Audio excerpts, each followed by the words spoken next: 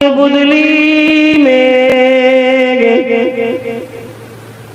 जलवा मोहम्मद का मेरे दिल के आईने में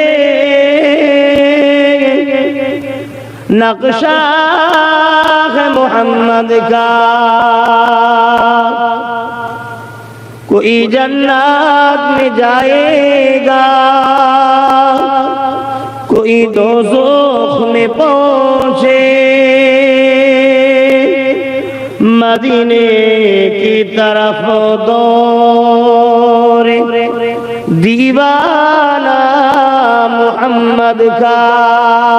अल्लाहुम्मा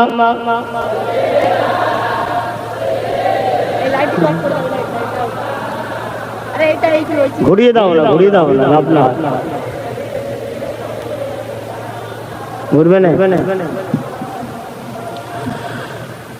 कलमे ला इलाहा इल्लल्लाह ला इलाहा जोरे जोरे ला इलाहा मुके चोखे लागছে।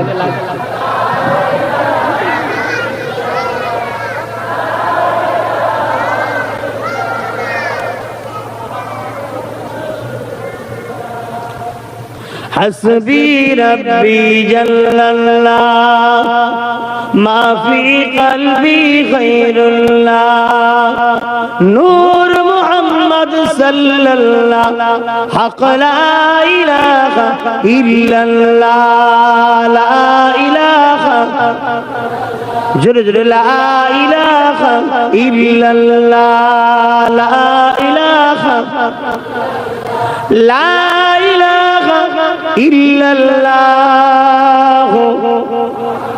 मुहम्मदुर रसूलुल्लाह।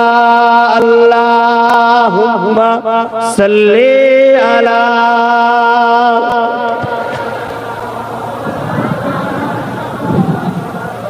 वला आले।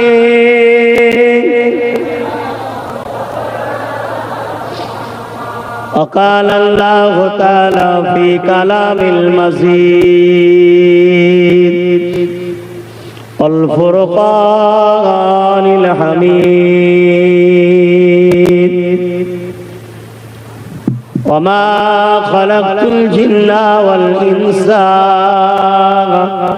إلا ليعبدون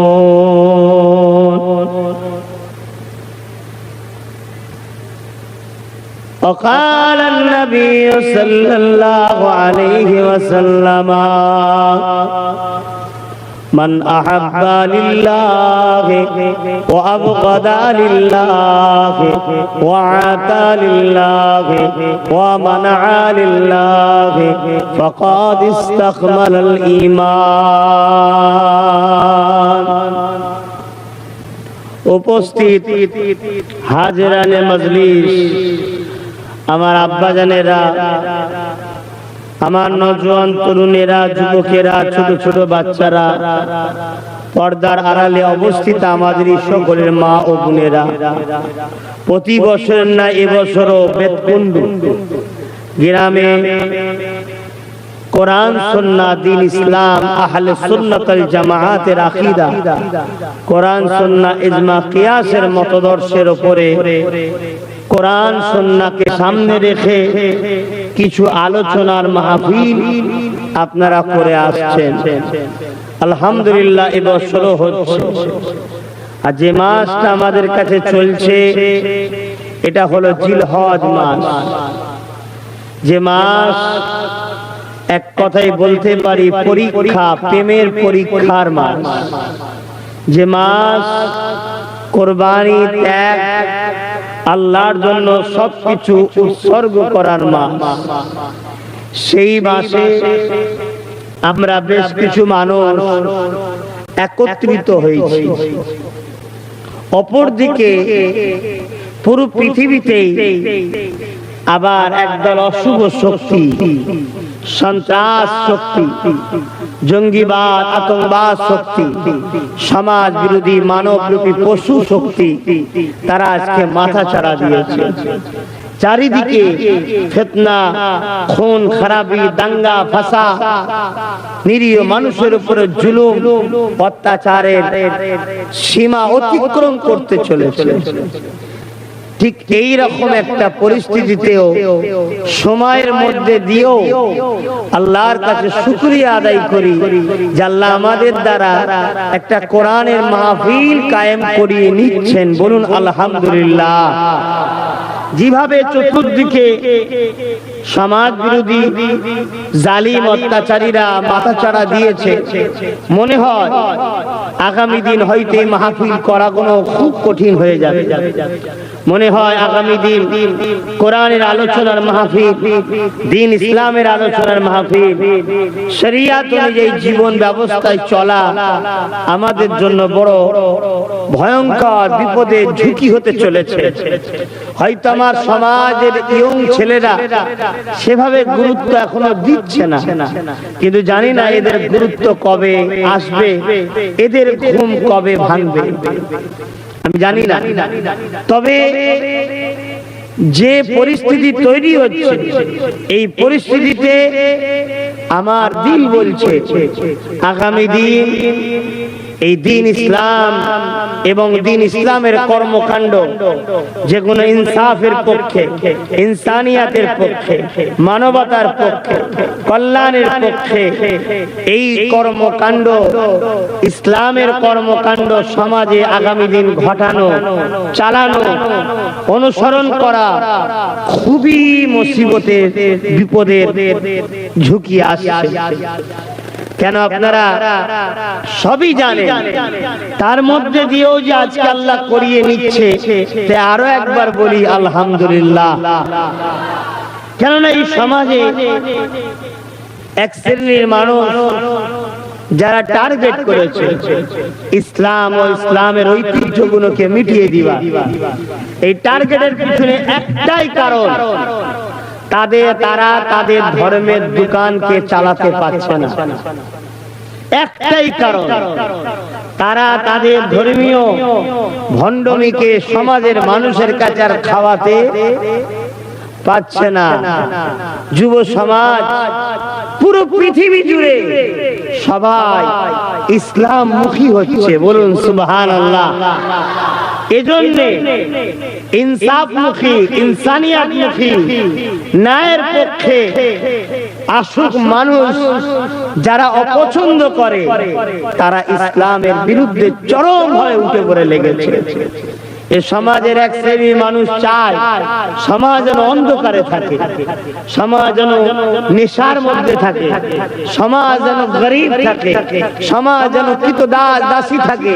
আর ইসলাম চায় সমাজ আলোকিত থাকবে, সমাজে জুলুম থাকবে না, সমাজে লুট থাকবে না, সমাজে খুন থাকবে না, সমাজে রেপ থাকবে না, সমাজ শান্তিতে বসবাস করবে নিজের অধিকার নিয়ে। এটা ইসলাম চায়। তাই যারা চায় অন্ধকার থাক, তারা ইসলামের আলোকে সরাতে চায়। যারা চায় সমাজ নেশাগ্রস্ত হোক, তারা ইসলামকে সরাতে চায়। যারা সমাজকে কৃতদাস দাসী বানাতে চায়, তারা ইসলামের আজাদ কথাকে সরিয়ে দিতে চায়। তাই যুগে যুগে টক্কর চলেছিল, সেই টক্কর একটা হয়েছিল আজ থেকে ৪৫০০ বছর আগে আব্বাজান ইব্রাহিম আলাইহিস সালামের সাথে তৎকালীন সময় সন্ত্রাস, পৃথিবী বিখ্যাত সন্ত্রাস, জালিম অত্যাচারী স্বৈরাচারী শাসক নমরুদের সাথে। নমরুদ চেয়েছিল মানুষ গরিব হবে, মানুষ আমার কৃতদাস দাসী হবে, মানুষ নেশাগ্রস্তর উপরে থাকবে, মানুষ অশিক্ষিত হবে, মানুষের বাক স্বাধীনতা থাকবে না, মানুষের কোনো অধিকার থাকবে না। আমি নমরুদ পৃথিবীর রাজা, আমি মানুষকে যা বলবো মানুষ আমাকে খোদার মতো করে মানবে। আমি মানুষের প্রভু হব, মানুষের উপরে জুলুম করব, মানুষের বেটিদেরকে লুটবো, মানুষের খুন সুজবো, মানুষ আমার কৃতদাস দাসী হয়ে থাকবে, আমার বিরুদ্ধে কোনো কথা চলবে না। এই রকম একটা প্রথা, অন্ধকার সমাজ পৃথিবীর বুকে নমরুদ প্রতিষ্ঠিত করতে চেয়েছিল। আমার আল্লাহ তিনি এই মনুষ্য জাতিকে নমরুদের ওই ভুল ভ্রান্ত রাস্তা থেকে এবং জুলুম অন্ধকারের হাত থেকে এই মনুষ্য জাতিকে আলোর রাস্তা, কল্যাণ, ইনসাফ, ন্যায়, সত্য, মানবতা, প্রেম, সম্প্রীতি, ভালোবাসা, নারীর অধিকার, গরিবের অধিকার, এতিমের অধিকার, বিধবার অধিকারের রাস্তা, ইনসাফের রাস্তা, মনুষ্যত্বের রাস্তা দেখাবেন বলে ব্যাবিলন শহরে ছোট্ট একটা ফুটফুটে সন্তান যেন আকাশের চাঁদকে পাঠিয়েছে। জোরে বলুন সুবহানাল্লাহ।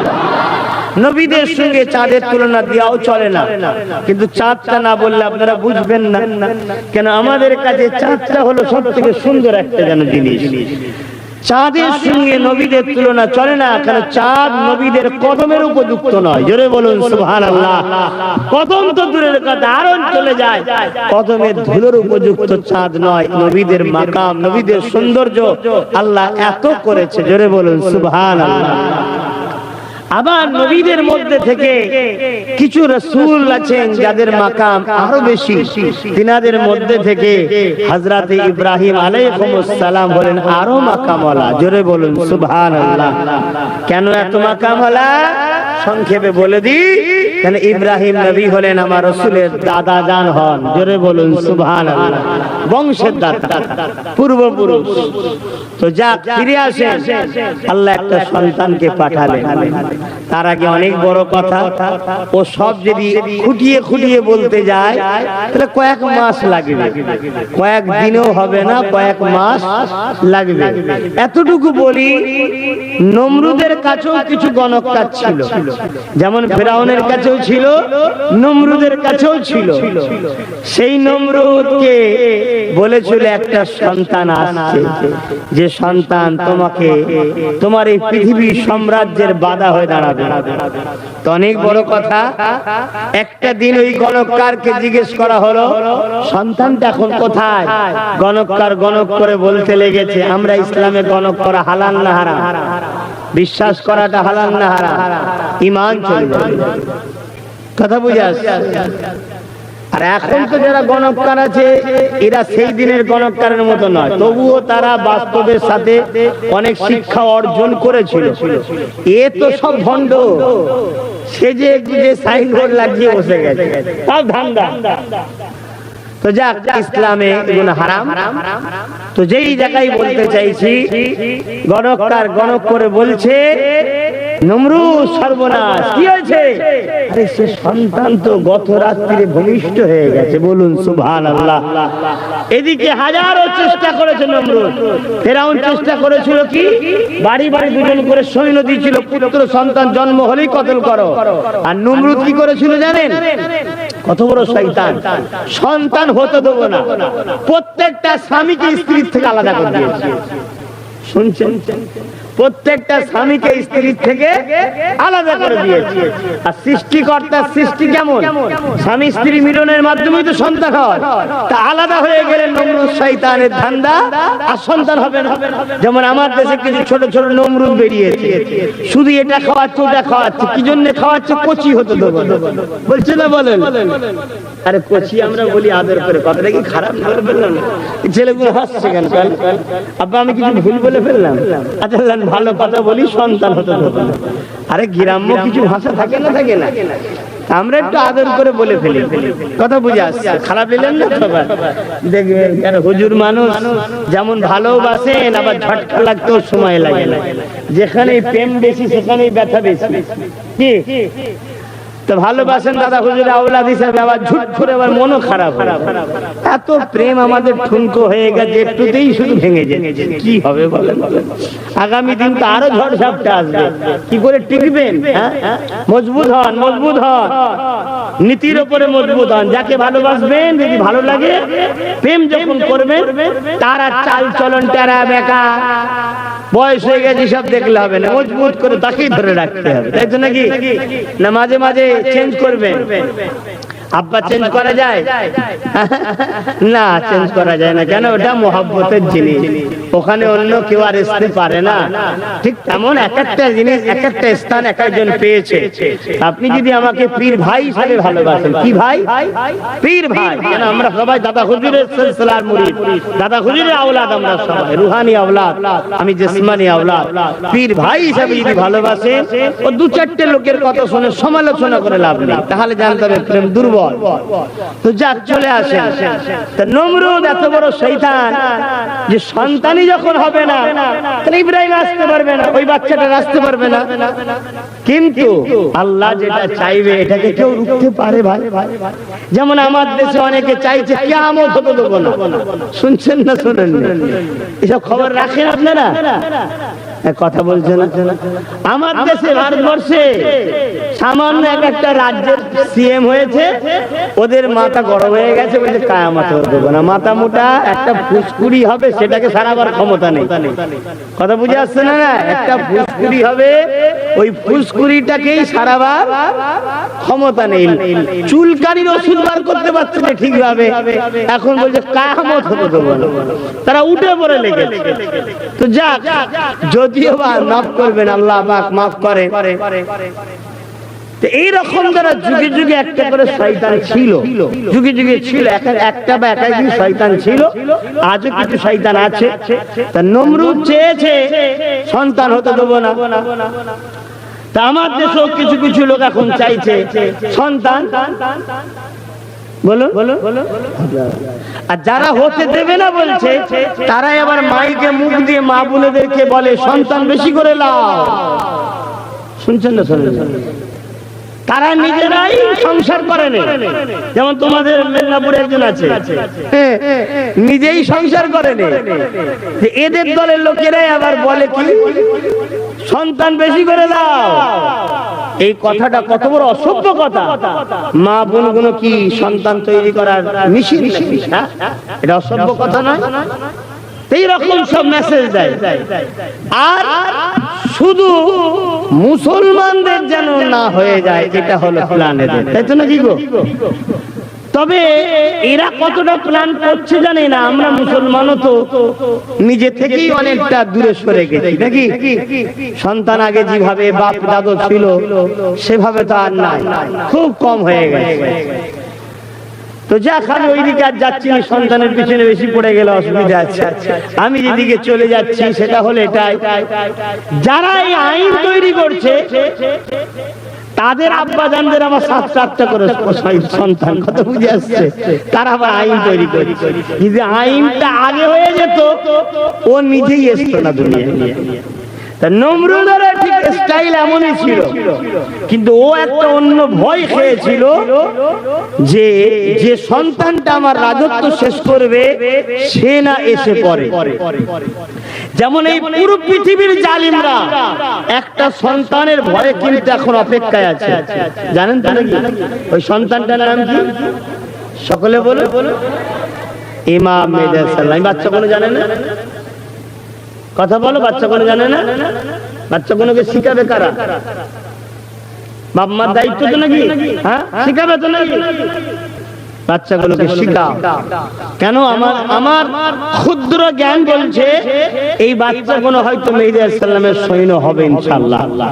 আমরা হতে পারবো কি জানি না। কেন? যদিও বেঁচে থাকি হয়তো তখন ওই লাঠি ধরে ঘুরতে হতে পারে। এইসব বুড়ো টুড়ো নিয়ে তার সৈন্য হয় না। আপনারা খারাপ লাগবেন না, একটা সময় সবাইকে হতে হবে। তো এই ছেলেগুলো তখন কিন্তু আমাদের মতো হবে, তাই তো নাকি? হ্যাঁ। ইমাম মেহেদী সাল্লামকে নিয়ে পুরো পৃথিবী জালিমরা ভয় আছে। যারা মজলুম তারা নয়, তারা তো আশায় আছে হুজুর কবে আসবে। হুজুরের ওসিলায় পুরো পৃথিবীর মজলুমরা হাসি পাবে, পুরো পৃথিবীর মজলুমরা জুলুম থেকে মুক্ত হবে। জোরে বলুন সুবহানাল্লাহ।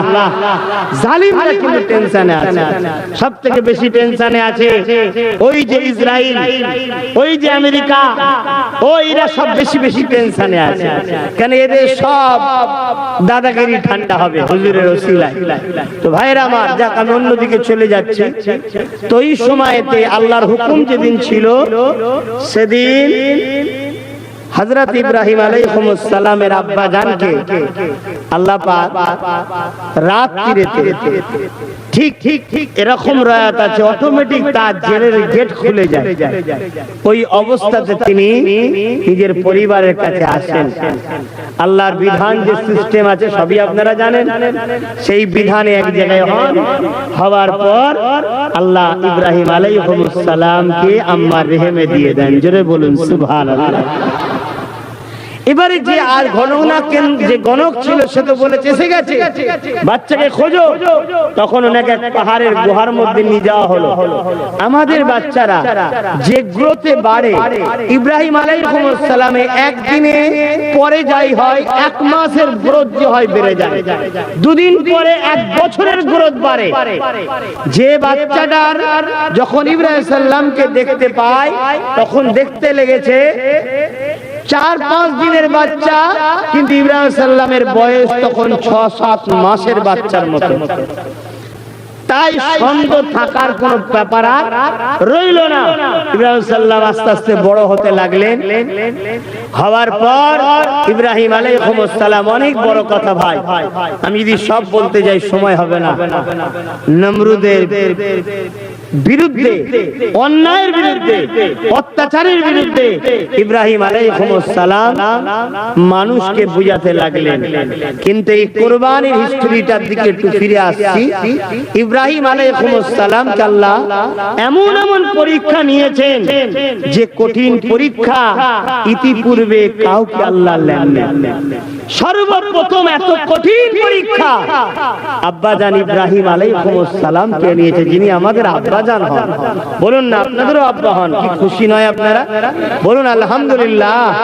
একটা নবীর সঙ্গে আপনাদের সন্তানের সম্পর্ক, আপনাদের ইজ্জত কত, কিন্তু সেই সম্মানটা নিজেকেও তো বাঁচাতে হবে, সেই সম্মান মর্যাদাকে নিজেকেও রাখতে হবে। পীরের বেটা, আলেমের বেটা যেমন আল্লাহ করেছে, আপনি দুটো অন্য লোকের মতো রাস্তাঘাটে 420 হয়ে মদ খেতে ঘুরতে পারেন না, এটা তো উচিত নয়। তাহলে আপনি যখন নবীর বেটা হয়েছেন, নবীর সঙ্গে আপনার যখন নিসবত দিয়েছে আল্লাহ, তাহলে আপনাদের ঘরেও তো সেইভাবে জীবন যাপন করতে হবে। আল্লাহ পাকের কাছে ইব্রাহিম আলাইহিস সালাম বড় হলেন, বিবাহ করলেন। অনেক বড় কথা বাপ, বিবাহ করলেন। কার সঙ্গে বিবাহ হলো? হযরতে আম্মা জান হাজেরা আলাইহিস সালামের সঙ্গে বিবাহ হলেন। একটু আম্মা জানটা কেমন ছিল এটাও জানা দরকার। কে আম্মা জানটা কেমন ছিলেন? একমাত্র ওনার বাপ ছাড়া কোন বেগানা পুরুষ আম্মা জান হাজেরাকে দেখেনি। জোরে বলুন সুবহানাল্লাহ। আর আম্মা জান হাজেরা ওই সময় একটা রাজা ছিল, সে রাজা ছিল হলো চরিত্রহীন রাজা। সে কোন নারী সুন্দরী খবর পেলে তার কুমারী নষ্ট করবে না এমন তার কাছে রেকর্ড নাই। আম্মা জান হাজেরাকে কোন বেগানা পুরুষ দেখে না, সব সময় তিনি ঘরের মধ্যে থাকতেন। যখনই তিনি প্রাপ্ত বয়স্ক হয়েছেন, ঘরের মধ্যে লুকিয়ে গেছেন। ঠিক এমন সময় একজন মুসাফির ভিখারি ওই বাড়ির দরজার গোড়ায় এসেছে। আর আম্মা জান হাজেরা হুজুর মহিলা মনে করে, সে মহিলাই ছিল, মহিলা বলে তাকে ভিক্ষা সহযোগিতা দিতে গেছেন। আর আম্মা জান হাজেরার রূপ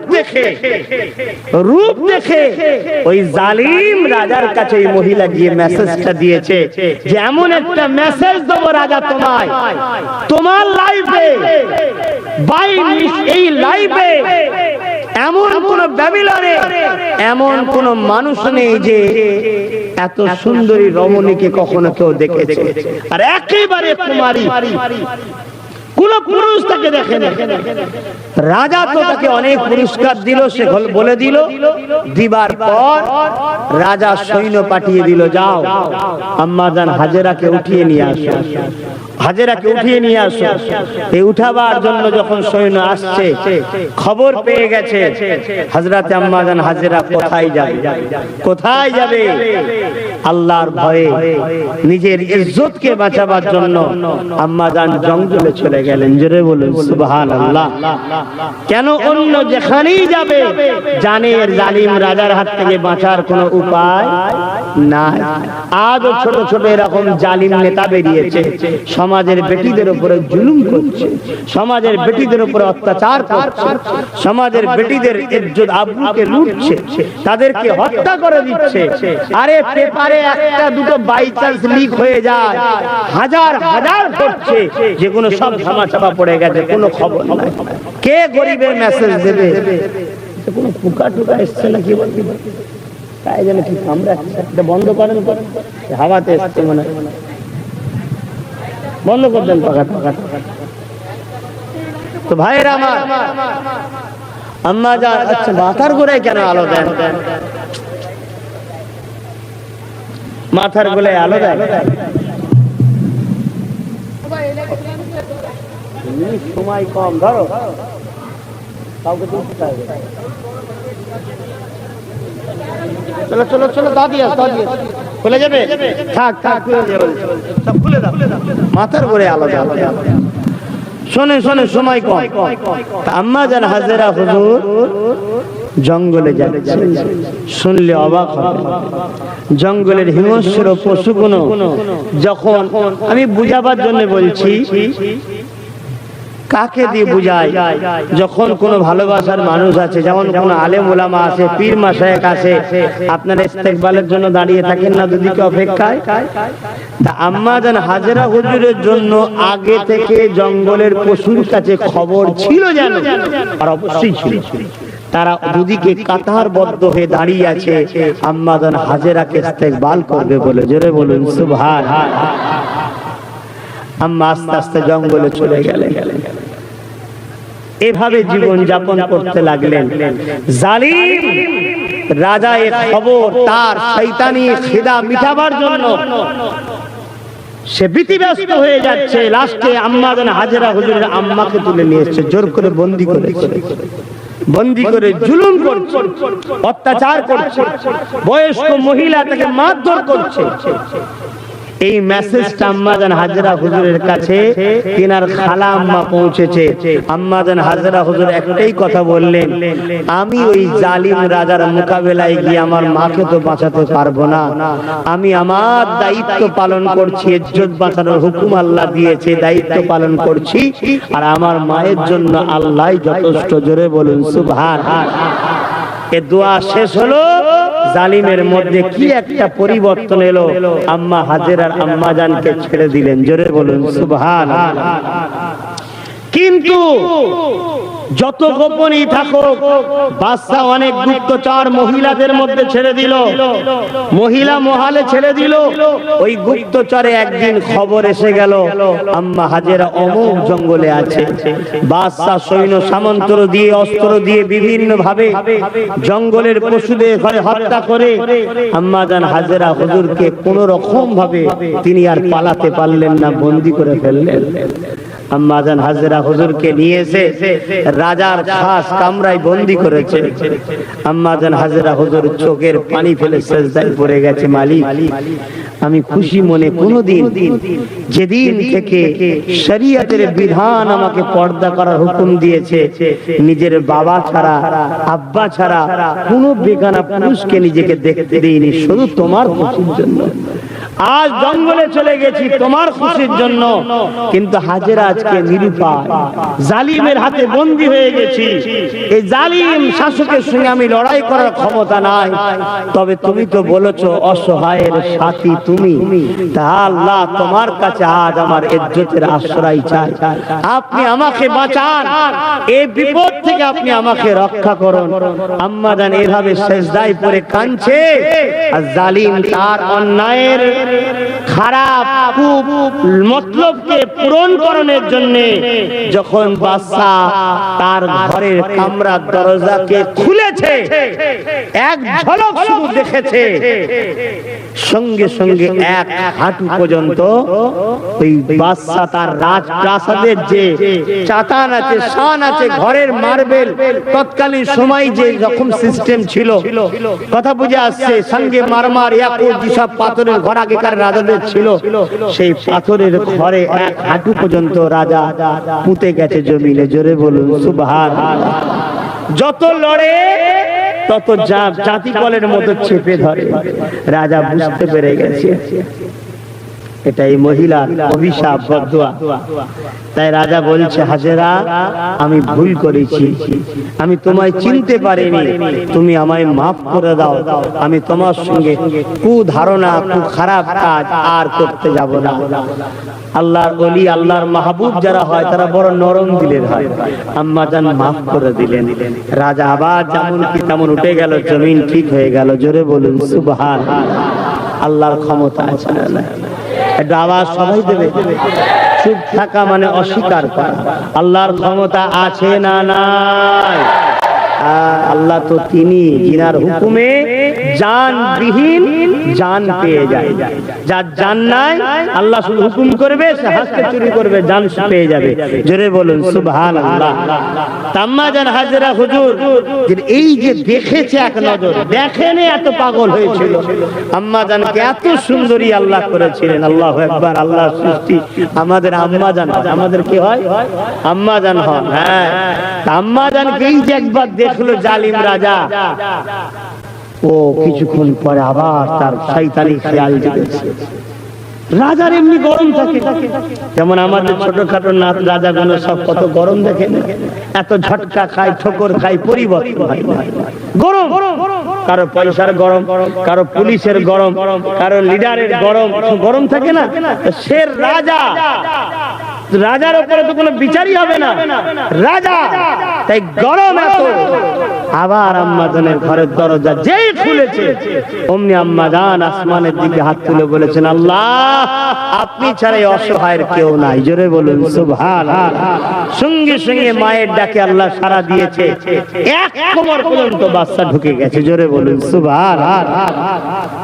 বাচ্চা এই অবস্থায় অনেক কাকুতি বিনতি করছে, আম্মা জানকে রিকোয়েস্ট করছে, হাজেরা আমায় মাফ করে দাও, ভুল হয়ে গেছে, আমি শয়তানি ধোঁকায় পড়ে আমি আবার এসেছি, আর কথা দিচ্ছি আসবো না। আম্মা জান আবার মাফ করে দিলেন। আবার সে উঠে গেল, রাজপ্রাসাদে গিয়ে বসলো, কিন্তু তার শয়তানি খসলত কাটছে না। শয়তানি খসলত কাটছে না। আল্লাহ কাউকে ভালোবাসলে একবার একবার টাচ দেয় যে শুধরে যায়, আর যার কপাল ফাটা হয় সে শুধরায় না, সে টাচ খাবার পরেও কিন্তু আগিয়ে যায়। এবারে বাচ্চা আবার এসেছে, আম্মা জান আবার হাত তুলেছে, আল্লাহ এই অসহায়ের আপনি ছাড়া কেউ নাই। এবারে এক বুক পর্যন্ত বাচ্চাকে আল্লাহ তারই ঘরেতে জমিনে গেঁথে দিয়েছেন। জোরে বলুন সুবহানাল্লাহ। এবারে বাচ্চা চোখের পানি বেরিয়ে গেছে। বড় কাকুতি বিনতি শুনে বলে, হাজেরা আমাকে ক্ষমা করে দেন, মাফ করে দেন, আমি বড় ভুল করে ফেলেছি, আমাকে আর একবার মাফ করে দেন।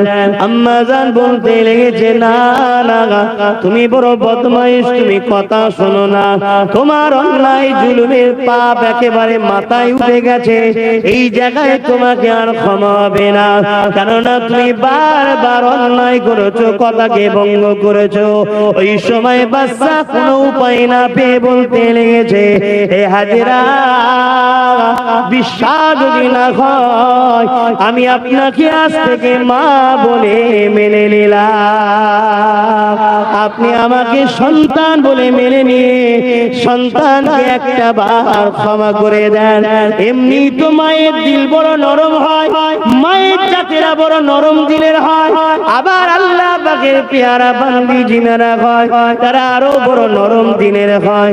আম্মা জান হাজেরা হাত তুলে নিয়ে বললেন, আল্লাহ মানুষ মাত্র ভুল হয়ে যায়, আল্লাহ সে যখন তার ভুলকে বুঝতে চেয়েছে, আল্লাহ আপনি তাকে আর একবার ক্ষমা করে দিন। এই বলে আম্মা হাজেরা বললেন, এ বাচ্চা শোনো, আমি তোমাকে সন্তান বলে নিতে পারি, ক্ষমা তোমার জন্য করে দিতে পারি, তবে ওয়াদা করতে হবে নিজের স্ত্রী পরিবার ছাড়া আর কোন নারীর সতীতাকে তুমি নষ্ট করবে না। ওই সময় রাজা কথা দিয়েছেন, মা আমি আপনাকে মা বলে যখন মেনে নিয়েছি, আমি কথা দিলাম তওবা করার আমাকে সুযোগ দেন, আর কখনো আমি পাপ অন্যায় করব না। আম্মা জান হাজেরা দোয়া কবুল হয়ে যায়, সঙ্গে সঙ্গে রাজা আবার উঠে দাঁড়িয়ে যায়, মাথা হেঁট করে আম্মা হাজেরার সামনে তওবা করে সম্মান আদবের সাথে পিছু হেঁটে হেঁটে বাদশাহ এসে সিজদায় পড়ে কাঁদতে শুরু করে দেয়।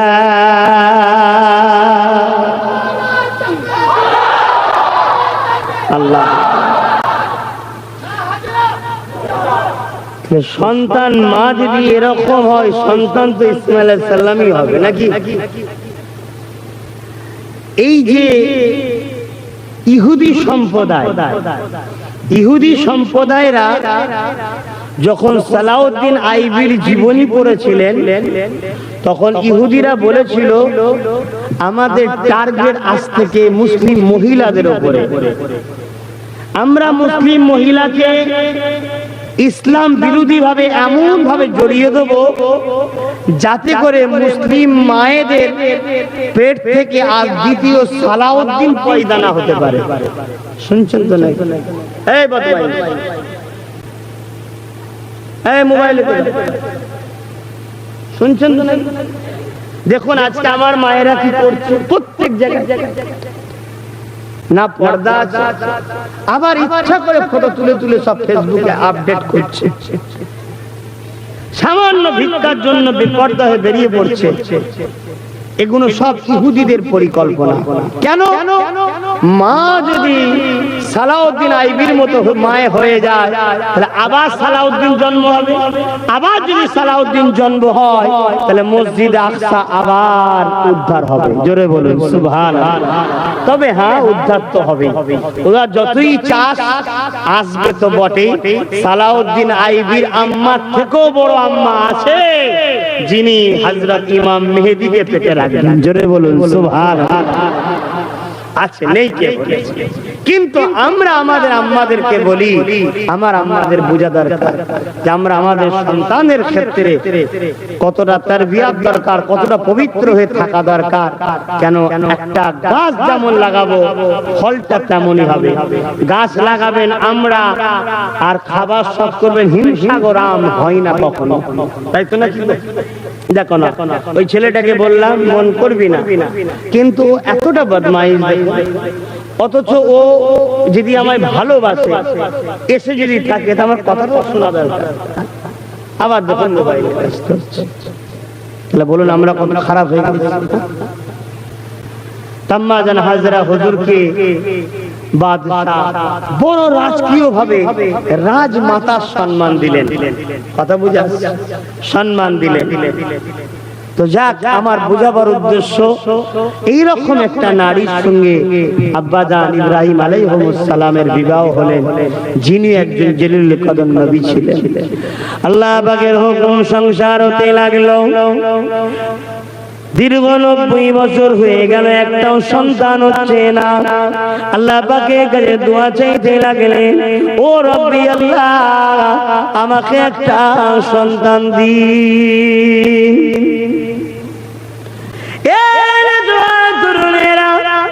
এই দোয়া একদিন কবুল হয়ে যায়। আল্লাহ পাক আম্মা জান হাজেরা হুজুরের গর্ভে আর আব্বা জান ইব্রাহিম আলাইহিস সালামের দোয়াতে এমন করে আল্লাহ পাক কবুল করে নিয়ে একটা সন্তান দিলেন। সন্তানটাও সময় মতো দুনিয়াতেও চলে আসেন। যে সন্তানটার নাম হলো হযরত ইসমাঈল আলাইহিস সালাম, যিনি একজন জলিলুল কদর নবী রাসূল ছিলেন।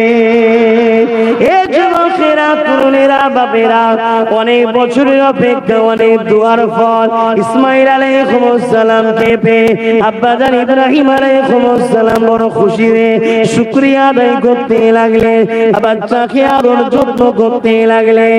এ নওজওয়ানেরা একদিন দুদিন যেতে না যেতে আল্লাহ পাক হুকুম করে দিলেন, ইব্রাহিম, তোমার বাচ্চা, তোমার স্ত্রীকে ওই মরুভূমি যেখানে রয়েছে আজকে কাবা শরীফ, ওখানে তখন কাবা ছিল না, কোনো ঘর ছিল না, বাড়ি ছিল না, লোকালয় ছিল না, কোনো পানি ব্যবস্থা ছিল না, কিছুই ছিল না, সমাইল কোনো লোকের বসবাস ছিল না। ওই জায়গাতে তোমার হাজেরাকে আর তোমার প্রিয় বাচ্চা ইসমাইলকে রেখে আসো। পরীক্ষা শুরু হলো। কিরকম পরীক্ষা দেখুন, এটা কি চারটিখানির পরীক্ষা? আমরা নিজেদের বাচ্চাদের ঘরে নানির বাড়ি তার নানির বাড়ি রেখে আসতে পারি না, বাচ্চা ছাড়া থাকতে পারি না, কি সেটাও তো তার বাড়ি, সেটাও তো বাড়ি। আর সেই জায়গায় মরুভূমি পাথর এলাকা, কোনো লোকালয় নেই, বস্তি নেই, পানি নেই, কয়েকশো কিলোমিটার এলাকায়, যেটা আজকের কাবা দেখছেন, যেসব ঘর দেখছেন, ওই আম্মাজান হাজেরা হুজুর হলেন মক্কার মূল শহর বসনেওয়ালার মূল সর্দার হলেন আম্মাজান হাজেরা হুজুর। জোরে বলুন সুবহানাল্লাহ। তিনার থেকে শহর শুরু হয়েছে। সেই জায়গাতে আম্মাজান এবং তিনার বাচ্চাকে ইসমাইল আলাইহিস সালামকে রেখে আসার হুকুম দিলেন আল্লাহ। পরীক্ষা, এই পৃথিবীটাই হলো আল্লাহর প্রেমের পরীক্ষার জায়গা। আল্লাহ তোমাকে আমাকে পরীক্ষা নেবে, সব কিছুর থেকে বেশি আল্লাহকে ভালোবাসি কিনা, এটাই পরীক্ষা। জমি জায়গা ঘর বাড়ি টাকা পয়সা ছেলে পুলে বাপ মা স্বামী স্ত্রী নেতা খেতা সব কিছু থেকে আল্লাহ ও রসুলকে বেশি ভালোবাসি কিনা, এটাই আল্লাহ পাকের পরীক্ষা। কথা মাথায় ঢুকছে? ইব্রাহিম আলাইহিস সালামকে আল্লাহ পরীক্ষা নিয়েছে, আমাদের নেবে না। তবে ইব্রাহিম আলাইহিস সালামকে যে পরীক্ষা নিয়েছে, আল্লাহর কাছে আমি আগে থেকে স্যালেন্ডার, মালিক আমাকে ওই পরীক্ষা নেবেন না। কি গো, আপনারা কি বলবেন? আপনাদের ওই পরীক্ষা নিলে কেউ থাকতে পারবেন মনে হয়? তাহলে আমরা সবাই স্যালেন্ডার, যে আল্লাহ আমাদের কত কড়া পরীক্ষা নেবেন না। বলুন আল্লাহুম্মা আমিন। কেন অত কঠিন পরীক্ষা আমরা ফেল হয়ে যাবো সব। যদি জানতাম এমন জায়গায় রেখে আসছে যেখানে লোকালয় আছে, তাও নাই, মরুভূমির জায়গাতে স্ত্রীকে রেখে বাচ্চাকে রেখে ইব্রাহিম নবী যখন ঘোড়ার পিঠে বা উটের পিঠে উঠছে, আম্মাজান হাজেরা হুজুর পিছন থেকে সালাম দিয়ে বলতে লাগলেন, আমার প্রাণের স্বামী, আমাদেরকে রেখে যাচ্ছেন কোথায়? ইব্রাহিম আলাইহিস সালাম বললেন, আপনারা দুজন আজ থেকে এখানেই থাকবেন। আম্মাজান হাজেরা হুজুর বললেন, এখানে কোনো বস্তি নেই, লোকালয় নেই, খাবার নেই, খাদ্য নেই, পানি নেই, ঘর নেই, কিছু নেই, এখানে থাকবো। তো এই হুকুমটা আপনার না আল্লাহর? চিন্তা করুন, এই হুকুমটা আপনার না আল্লাহর? প্রাণের স্বামী ইব্রাহিম আলাইহিস সালাম বলছেন, হে আমার স্ত্রী হাজেরা, নবীরা কখনো আল্লাহর হুকুম ছাড়া কাজ করে না, আল্লাহর হুকুম হয়েছে।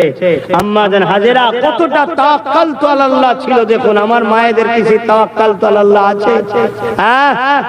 আজকে আমার মায়েদের আম্মা, সে শাশুড়ি মা হোক আর জন্মদাত্রী মা হোক, তাদের 5টা 6টা করে বাচ্চা, 1000-1200 টাকার জন্য কারো কাছে ভিক্ষার হাত কোনোদিন পাততে হয়নি।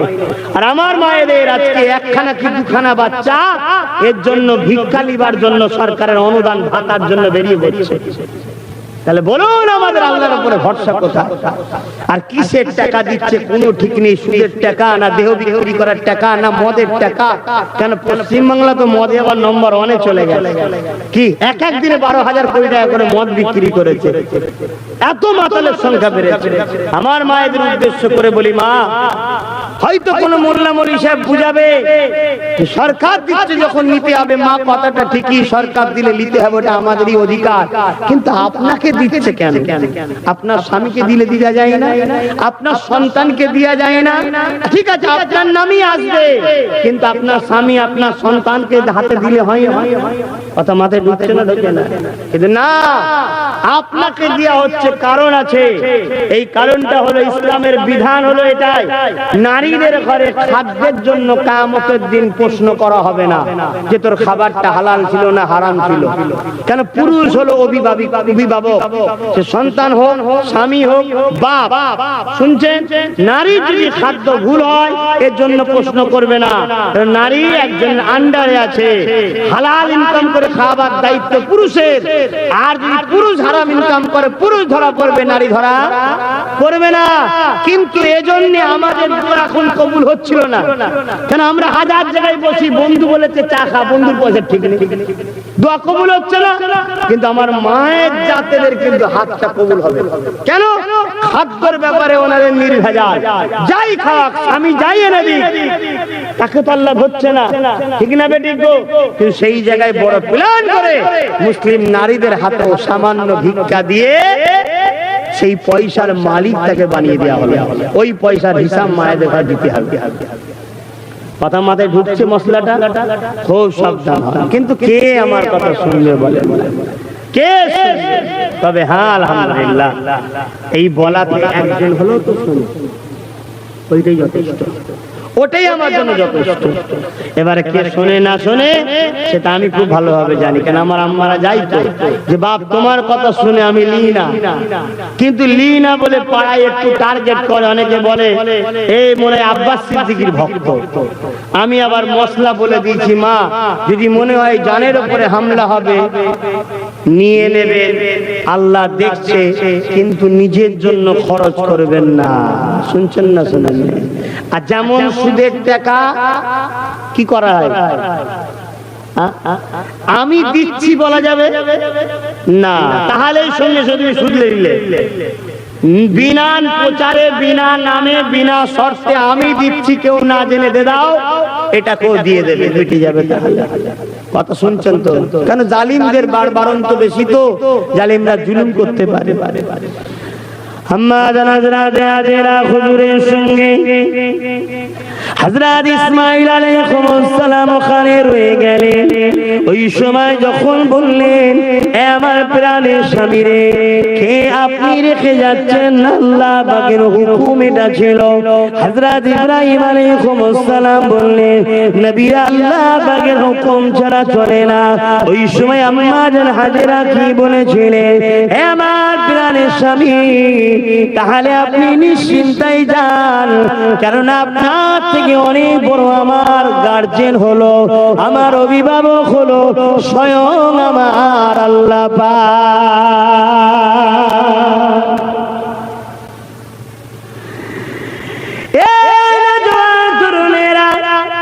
এখানে ঘর নাই তো কি হয়েছে, এখানে পানি নাই তো কি হয়েছে, এখানে লোকালাই নাই তো কি হয়েছে, আল্লাহ পাক আমার জন্য যথেষ্ট।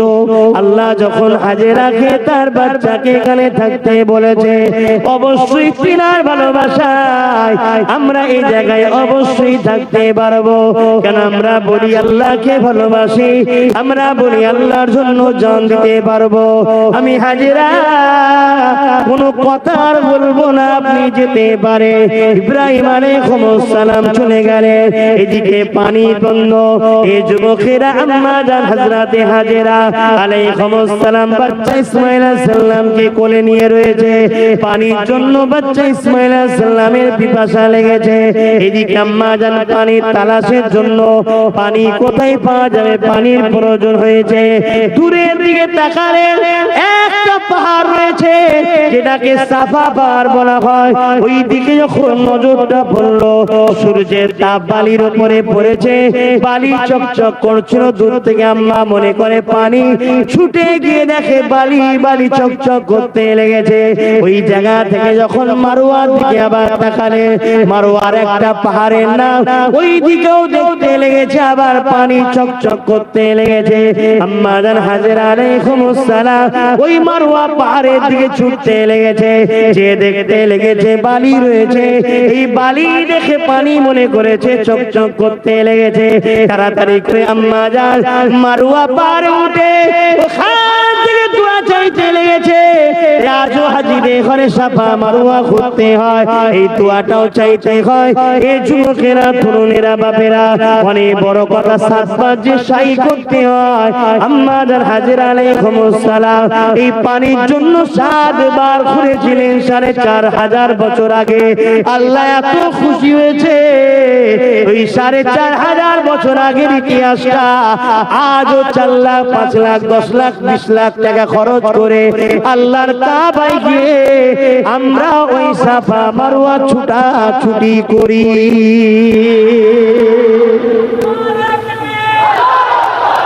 অনেকে বলে নবী দিবস করা যাবে না, নবী স্মৃতি বানানো যাবে না। হায় রে বোকা, আম্মা জান হাজেরা স্মৃতি হজের ফরজের মধ্যে ঢুকিয়ে দিয়েছে আল্লাহ।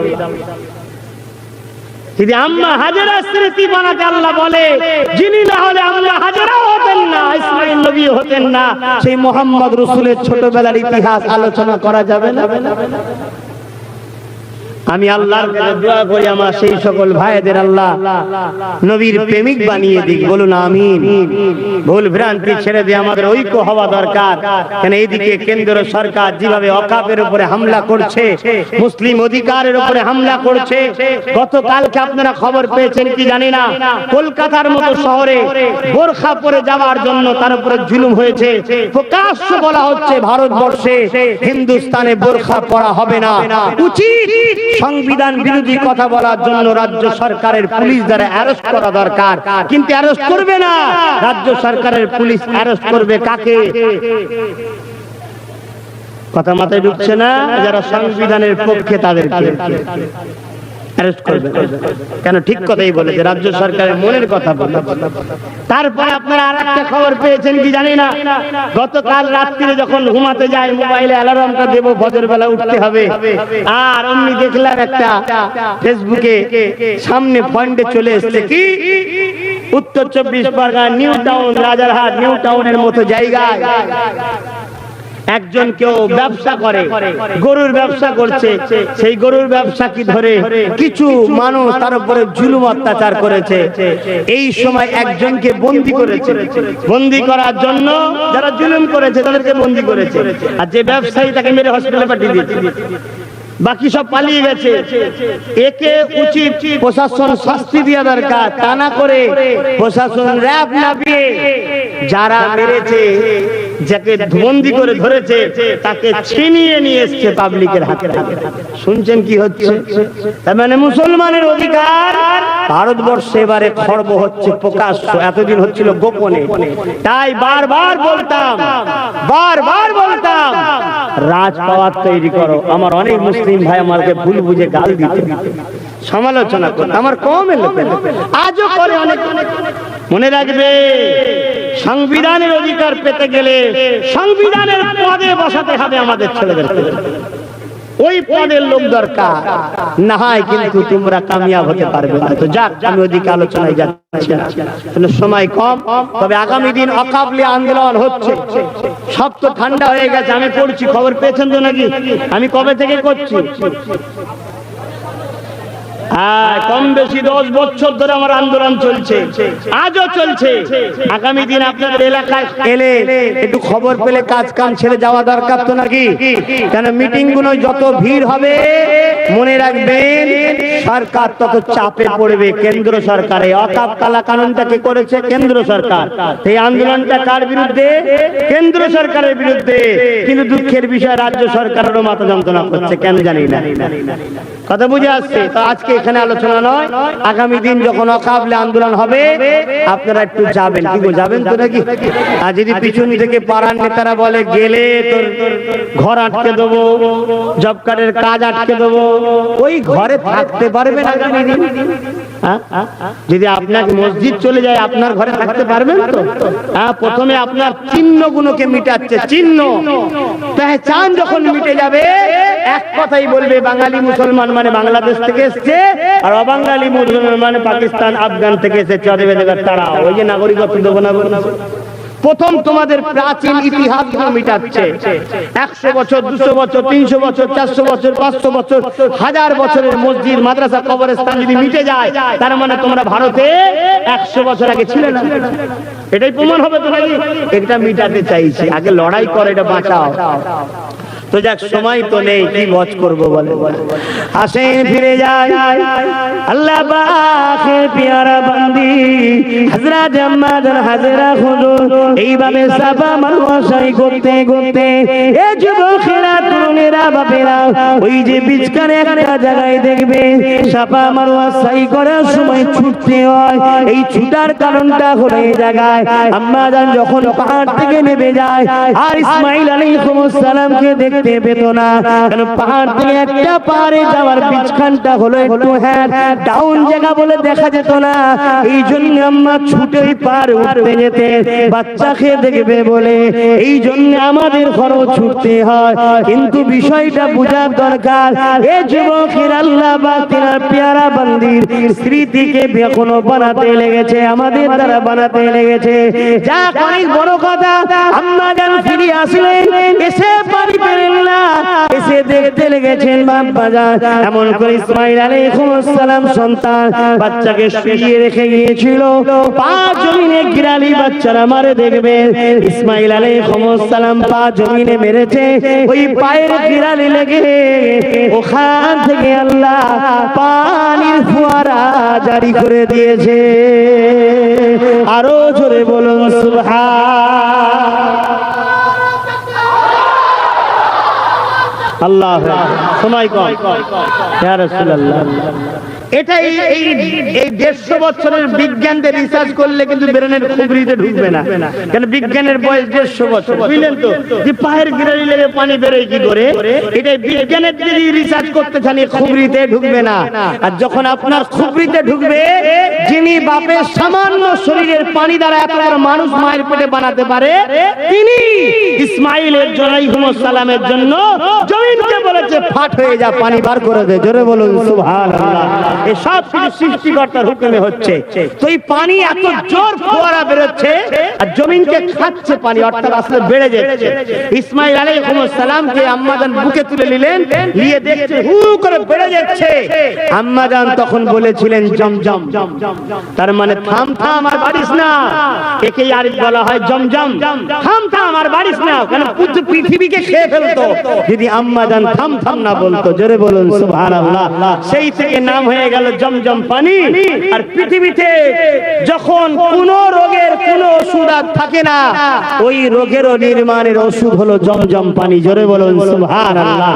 পুরো পৃথিবীতে যারা ইসলামের বড় বড় দুশমন নেতা আছে, তারাও সব গোপনে গোপনে সৌদি সরকারের সঙ্গে ভেতরে ভেতরে পিওর জমজম পানি একদম কূপ থেকে নিয়ে সব গোপনে গোপনে খায়।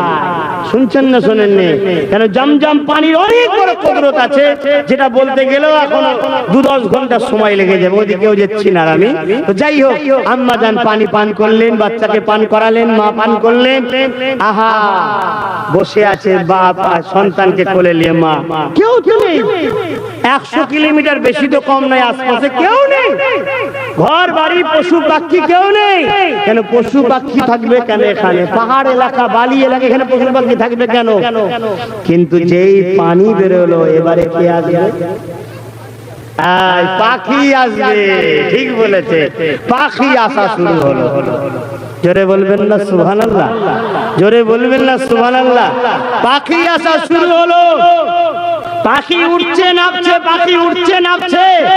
আর তৎকালীন সময়ে কিছু যাযাবর ছিল, ব্যবসা করতে এক জায়গা থেকে আরেক জায়গায় যেত। একটা কাফেলা বহু দূর থেকে আসছে, তারা পানির জন্য মরুভূমির মধ্যে ফেসে গেছে, পানি পাচ্ছে না। কিন্তু দূর থেকে দেখছে ওখানে পাখি উঠানামা করছে।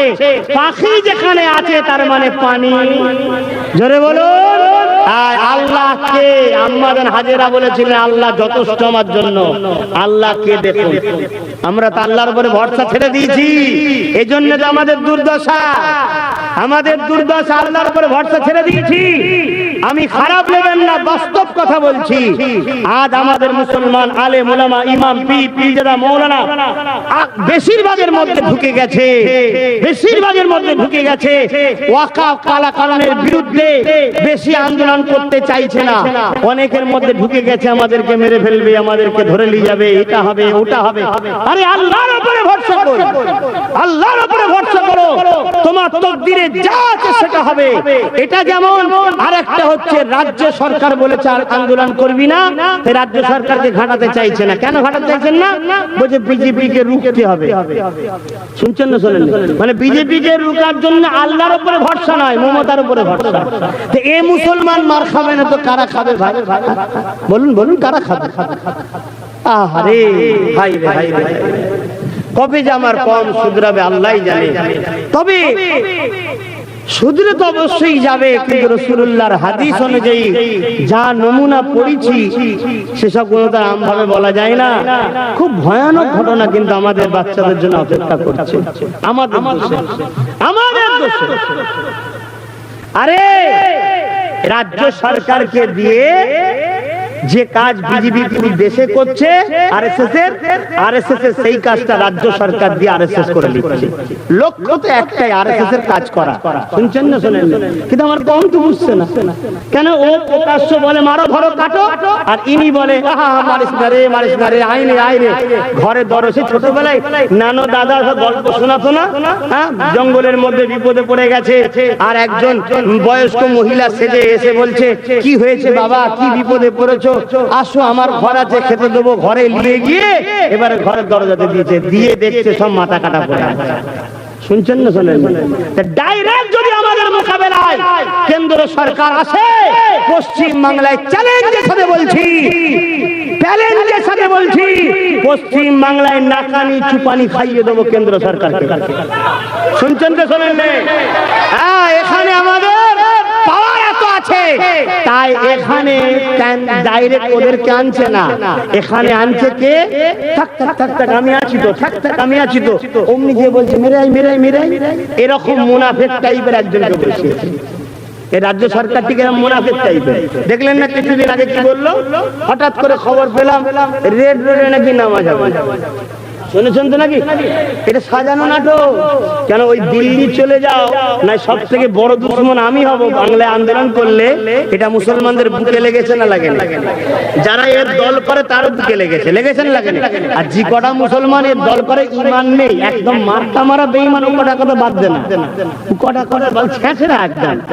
কিন্তু অনেক ভালো মুসলমান আছে, দল করতেই করে, অত বোঝে না, মানুষ আছে না নাই, অন্য কাজ শুনে করবেই বা করে অনেক, ঠিক না বেঠিক? আইএসএফ তো নতুন নতুন হয়েছে তো অনেকে করে, কিন্তু এই কথাটা বলার পরে কিন্তু প্রত্যেকটা ইমানদার মুসলমানের দিলে কিন্তু ব্যথা লেগে গেছে। দল যারা এত বড় কথা বললেন, আপনি বলতে পারতেন যে আন্দোলনটা যে রাজ্য কেন্দ্র সরকার যখন করেছে, আমার রাজ্যে করছো করো, রাজ্যের জন্য ক্ষতি না হয়, লোকজনের ডিস্টার্ব না হয়, এটা বলতে পারতেন, ঠিক না বেটি? এটা সবার লেগেছে। ও বুঝতে পেরেছে যে আমার তো বিরাট বড় ক্ষতি হয়ে যাচ্ছে, সে কি করা যাবে? সামনে ঈদের নামাজ এসছে, হঠাৎ করে বলে দিল কি রেড রোডের নামাজ হবে না, সেনাবাহিনী নাকি মানা করবে। শুনছেন না? পরে কি প্রচার হচ্ছে না, পরে রাজ্য সরকারের হস্তক্ষেপে নামাজ হবে। তার মানে কি মুসলমান পাড়ায় বাজে বলো দেখলি রাজ্য সরকার আমাদের ঈদের নামাজের ব্যবস্থা করে দিল। সিম্পেথি লেবে মানে এই নিয়ে কামড়াচ্ছে, আবার ঘুরে এসে বলছে কাকে সাপে ক্যামেরাতে, কাকে ক্যামেরাতে, আমি তো উঠে আছি ছেড়ে দিচ্ছি, আবার ছেড়ে দিল। মানে কি সাপ ক্যামেরাতে সব জানে তো, সঙ্গে সে ওষুধটা খাইয়ে দিলে ভালো হয়ে গেল। যদি এখনো না বোঝো তাহলে তোমাদের জন্য বিরাট ভয়ানক দিন আসছে, বিশাল ভয়ানক দিন আসছে। তো যাক, আমি পরিবর্তনের জন্য দোয়া চাই। আসেন আমি ফিরে যাচ্ছি আলোচনার দিকে। আযানটা দিলে বলবেন এ যুবকেরা, তরুণেরা, বাপেরা, আম্মা জান হাজেরা পানি নিয়ে বাচ্চাকে নিয়ে বসে রয়েছে। এদিক ওই কাফেলা যখন দেখতে পেয়েছে, ওই পাখিকে কেন্দ্র করে টুকটুক করে আগিয়ে এসে দেখে একজন মহিলা পুরো নিজেকে ঢাকা এবং একটা কোলে বাচ্চা রয়েছে, যে বাচ্চা শরীর থেকে আলো চমকাতে লেগেছে। ওই সময়ে ওই গোত্রের যিনি সর্দার ছিলেন, তিনি বুঝতে পেরেছেন এই নারী সাধারণ নারী নয়, এখানে পানিটা এসেছে এই নারীর ওসিলায়, এখানে পানির কোনো ব্যাপার তো হওয়ার কথা নয়, এটা কোনো রহস্যের ব্যাপার রয়েছে। তাই আম্মা জান হাজেরার কাছে সর্দার তার কন্যাকে পাঠালো, জান সম্মানের সাথে আদবের সাথে বলবে পানি কি নিতে আমরা পারবো, ইজাজত যদি দেয় তবে আমরা পানি নেবো। ওই সর্দারের কন্যা এসে আম্মা জান হাজেরার কাছে ইজাজত নিলে আম্মা জান বললেন অবশ্যই পানি আল্লাহর সৃষ্টি, মানুষের জন্য, তোমরা নাও পান করো।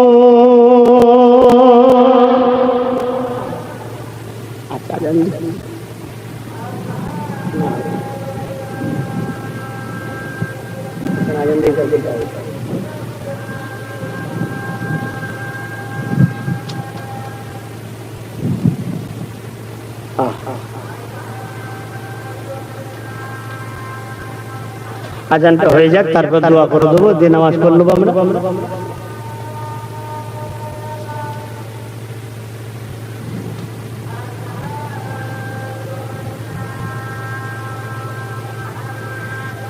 মাগরিবের নামাজের 1 ঘন্টা অফ থাকে, খাবরাবার কিছু নেই। কথা বুঝলেন? আজান হয়ে গেলে আমরা দোয়া করে নামাজ পড়ি।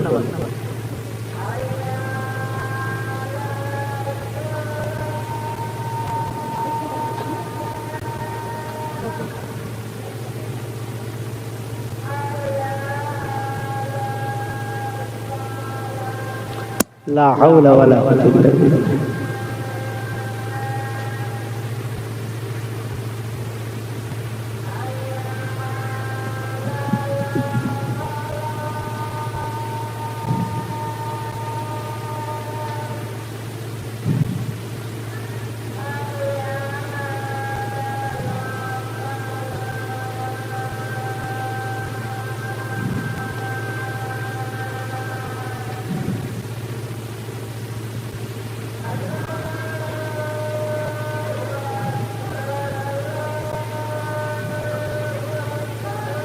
আল্লাহ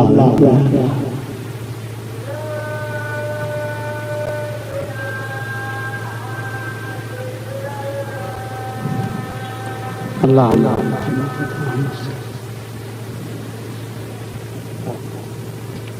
বাপ জান, আমার সময় তো নাই, আসুন আমরা একটু সালাত ও সালাম দিয়ে নিই, তারপর দোয়া হবে। ইয়া নবী সালাম, ইয়া রাসূল সালাম, ইয়া হাবিব সালাম, সালাওয়াতুল্লাহ আলাইকা ইয়া নবী নামো ও পিয়ারা, ইয়া রাসূল নামো পিয়ারা,